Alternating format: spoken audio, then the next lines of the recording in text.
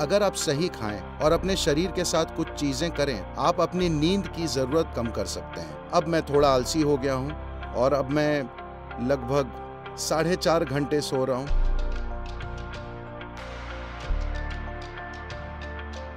हमें किस तरह का खाना खाना चाहिए ताकि हमारा जीवन अपनी पूरी क्षमता तक पहुंच जाए, खासकर कॉलेज या स्कूल जाने वाले छात्र के लिए? तो भोजन कैसा होना चाहिए, हमें ये समझना चाहिए। भोजन कोई धर्म नहीं है, भोजन कोई संस्कृति नहीं है, भोजन बस इस मशीन के लिए ईंधन है। हाँ, स्वाद को लेकर सांस्कृतिक पहलू हो सकते हैं। समय के साथ भोजन पर धार्मिक रंगत भी चढ़ सकती है, लेकिन मूल रूप से भोजन इस शरीर के लिए ईंधन है। तो किस तरह के भोजन से ये अपने अंदर कम से कम संघर्ष से काम करेगा और ज्यादा से ज्यादा असरदार होगा? तो मान लीजिए आपने पेट्रोल कार खरीदी और उसमें डीजल भर दिया। ये फिर भी थोड़ा बहुत चल लेगी, लेकिन अपने बेहतरीन स्तर पर नहीं चलेगी। इसी तरह आप तरह तरह का खाना खा सकते हैं और फिर भी शरीर किसी तरह चलता है। लेकिन जिन संप्रदायों ने सावधानी से खाना खाया है, आप साफ तौर पर उनके काम करने के तरीके, बुद्धि के स्तर वगैरह में एक स्पष्ट अंतर देख सकते हैं। तो भारत में हमने अलग अलग लोगों के लिए भोजन अलग अलग तरह से तय किया। अगर आप मेहनत का काम करते हैं तो आप एक तरह से खाते हैं, क्योंकि आपको शारीरिक मजबूती चाहिए। अगर आप किसी तरह का व्यापार और दूसरे किस्म की गतिविधियां कर रहे हैं तो आप अलग खाना खाते हैं। अगर आप सैनिक हैं तो आपका भोजन अलग होता है। और अगर आप पढ़ाई, आध्यात्मिक प्रक्रिया और जीवन के सूक्ष्म पहलुओं में हैं तो आप अलग खाना खाते हैं। अगर आप पढ़ रहे हैं तो किसी चीज पर फोकस रहना सबसे बड़ी चुनौती होती है। वो कोर्स की बेकार किताब, मुझे माफ करें, The wonderful textbook. वो शानदार किताब जो लिखी गई है वो औसत बुद्धि वालों के लिए लिखी गई है। ये सबके समझ पाने के लिए है। ये बहुत बुद्धिमान छात्रों के लिए नहीं लिखी गई है। ये एक आम नुस्खे के रूप में लिखी गई है जो हर कोई समझ जाए। लेकिन कोर्स की उसी किताब को पढ़ना बहुत सारे लोगों के लिए कितनी मेहनत का काम है। उसे समझने के लिए उन्हें 10 बार पढ़ना पड़ता है। लेकिन आप बिस्तर में लेटकर एक प्रेम कहानी पढ़ते हैं, आपको हर शब्द याद रहता है। हाँ या ना? कैसे? तो आप में यादाश्त की कमी नहीं है, आप में फोकस की कमी नहीं है। बस इतना है कि कोर्स की किताब और आप में तालमेल नहीं हो पा रहा है। Working.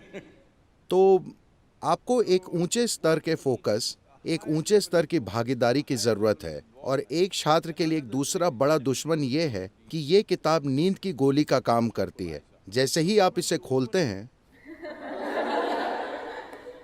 सिनेमा जाते हैं तो आप 2 बजे तक जगे रहते हैं। 9 बजे किताब खोलते, उसी समय आप लुढ़क जाते हैं।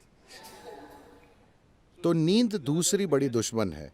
तो आप किस तरह का खाना खाएं ताकि शरीर में जड़ता न रहे? योगिक पद्धति में इसे हम ऐसे देखते हैं। तमस, रजस और सत्व की बात करते हैं। तमस का मतलब है जड़ता, रजस का मतलब है गतिविधियां लेकिन कोई संतुलन नहीं, सत्व का मतलब है पूरी तरह से संतुलित ऊर्जा। जब आप पढ़ाई कर रहे हैं तो आपको एक बहुत संतुलित किस्म की ऊर्जा चाहिए, क्योंकि आपको एक ऐसी चीज पर ध्यान केंद्रित करना होता है जिसमें आपकी स्वाभाविक रुचि नहीं है। ये कोई ऐसी चीज नहीं है जिसके साथ आपकी केमिस्ट्री मेल खाती हो। अगर आपकी केमिस्ट्री तालमेल में है तो आप हमेशा उस चीज पर फोकस करते हैं, है ना? यहाँ रुचि नहीं है लेकिन आपको उस पर फोकस करना पड़ता है। इसके लिए आपको संतुलन और एक स्थिर मन चाहिए। इसके लिए आपको एक खास तरह से खाने की जरूरत है। सरलता से कहें तो भोजन आपके शरीर में आहार नली से गुजरता है। आपके मुंह से मल द्वार तक एक पाइप है। पाचन प्रक्रिया के अलग अलग चरणों से होता हुआ ये उससे गुजरता है। आप में से कई लोग बायोलॉजी पढ़ते हैं, हाँ? ये आहार नली से जाता है। अब शुरुआत होती है होठों से। यहां अगर आप सारे शाकाहारी और मांसाहारी जीवों पर गौर करें, अगर आप पशु जगत को देखें तो शाकाहारी जानवर और मांसाहारी जानवर, ये दुनिया में जानवरों के 2 मुख्य विभाजन है। एक वनस्पतियां खाते हैं, दूसरे मांस खाते हैं। अगर आप आहार नली की बनावट देखें तो शाकाहारी और मांसाहारी जीवों में एक स्पष्ट अंतर है। इंसानी सिस्टम में हर चीज संकेत करती है कि आप स्वाभाविक रूप से शाकाहारी हैं, लेकिन जिंदा रहने के लिए हम मांसाहारी हो गए थे। अगर आप जबड़ों के चलाने के तरीके को देखें, सारे मांसाहारी जीव सिर्फ काटने की क्रिया करते हैं, जबकि शाकाहारी काटने और चबाने की क्रिया करते हैं। तो उनमें दाढ़ें होती हैं, लेकिन मांसाहारी जीव में फैली हुई दाढ़ें नहीं होती। उनमें बस छेनी जैसे और नुकीले दांत होते हैं। वे सभी काटने के दांतों जैसे लगते हैं, तो वे बस यही करते हैं। सारे शाकाहारी अच्छे से चबाकर खाते हैं। आपके पास कौन से दांत हैं? दोनों। तो आपको खाना चबाकर खाना चाहिए। आपको अपना खाना इसलिए चबाना चाहिए क्योंकि आपकी लार में एंजाइम होते हैं। अगर आप थोड़ा सा कच्चा चावल लेकर अपने मुंह में 1 मिनट रखें, आप देखेंगे कि यही मीठा हो जाता है, क्योंकि यही कार्बोहाइड्रेट शुगर में बदल रहा है, मुंह में ही। तो अगर आप ढंग से खाते हैं, तब हम कहते हैं कि आपके पाचन का 30 से 50% पाचन आपके मुंह में ही हो जाना चाहिए। तो पाचन तंत्र का ये हिस्सा आधे या आंशिक रूप से पचे खाने की उम्मीद कर रहा है, लेकिन अभी जैसे हम खा रहे हैं, अधिकतर हम न सिर्फ बिना पचा खाना बल्कि आंशिक रूप से नष्ट खाना डाल रहे हैं। तो उसी मात्रा में ऊर्जा प्राप्त करने के लिए आपको भोजन की जो मात्रा चाहिए वो बढ़ गई है। उतनी ऊर्जा पैदा करने के लिए जितना आपको खाना चाहिए, आप उससे बहुत ज्यादा खाना खा रहे हैं। इसकी वजह से शरीर में जड़ता आ गई है, क्योंकि इससे उससे कहीं ज्यादा भोजन को प्रोसेस करना पड़ रहा है, इसलिए जड़ता है। एक बार जब जड़ता आती है तो आपकी नींद का कोटा बढ़ जाता है। आप कितने घंटे सोते हैं? हेलो? 8 घंटे। आप आम सलाह के मुताबिक चल रहे हैं। देखिए, ऐसा नहीं है कि आपको जबरदस्ती जागते रहना चाहिए, बात ये नहीं है। लेकिन अगर आप सही खाएं और अपने शरीर के साथ कुछ चीजें करें, तो आप देखेंगे कि 3 से 4 हफ्तों में आप अपनी नींद की जरूरत 2 से 3 घंटे बड़ी आसानी से कम कर सकते हैं। 1.5 से 3 घंटे आप बड़ी आसानी से कम कर सकते हैं, अगर आप सचेतन होकर खाएं and just learn to sit properly. और बस ठीक से बैठना सीख लें। आपको पता है, बस बैठने की मुद्रा आपके शरीर के ज्यामिति और सिस्टम में क्या जा रहा है, अगर आप बस इन 2 चीजों को संभाल लें, तो आप देखेंगे कि आपकी नींद का कोटा कैसे कम हो जाएगा। बस आपकी जानकारी के लिए, 25 सालों से ज्यादातर मैंने औसतन 2.5 घंटे की नींद ली है। अब मैं थोड़ा आलसी हो गया हूं और अब मैं लगभग 4.5 घंटे सो रहा हूं, लेकिन हफ्ते के 7 दिन, ठीक है, 365 दिन में बस ऑन ऑन ऑन हूं, लगभग हर दिन। मेरी बेटी ने 1 महीने से फोन नहीं किया था। मैंने पूछा, तुम्हारे साथ समस्या क्या है, तुम फोन क्यों नहीं करते? उसने कहा, हर 6 घंटे में आप एक नए शहर में होते हैं, मुझे क्या करना चाहिए?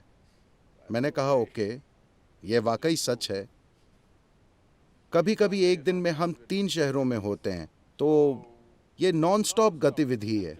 और आज मेरे पास कई लोगों ने ऐसा करना सीख लिया है। मेरे आसपास 100 से 150 लोगों की दिनचर्या इसी तरह है, बस औसतन 4 घंटे की नींद, हफ्ते के 7 दिन वे बस ऑन ऑन ऑन हर समय ऑन रहते हैं।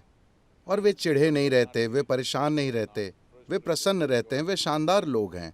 ऐसा इसलिए है, इसके कई पहलू हैं, लेकिन एक महत्वपूर्ण पहलू है भोजन। आप कैसे खाते हैं। सिर्फ यही नहीं कि आप क्या खाते हैं, ये भी महत्वपूर्ण है कि आप कैसे खाते हैं, क्योंकि भोजन एक जीवित पदार्थ है। आप सब लड़कियां एक आसान चीजें ये कर सकती हैं। अलग अलग स्वास्थ्य के मुद्दे हैं, जड़ता और फोकस का मुद्दा है।